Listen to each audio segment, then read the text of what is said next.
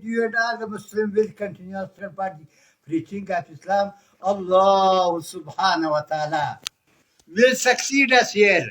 And after the death, he will save us from the fire of hell and give us paradise forever. Then Islam will separate in all the world. And the non-Muslim will accept Islam.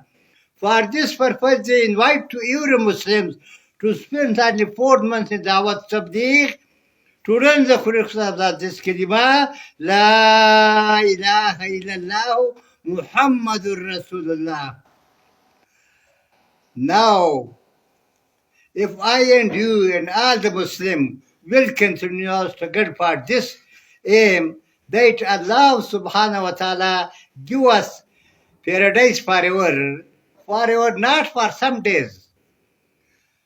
Or save us from the fire of hell. It is every Muslims to invite them to spend only 4 months in Dawat Tabligh. Dawat Tabligh for this maqsad from Hazrat Adam alayhi salam to Muhammad sallallahu alayhi wasallam. All the prophets have came, all the messengers came for this purpose.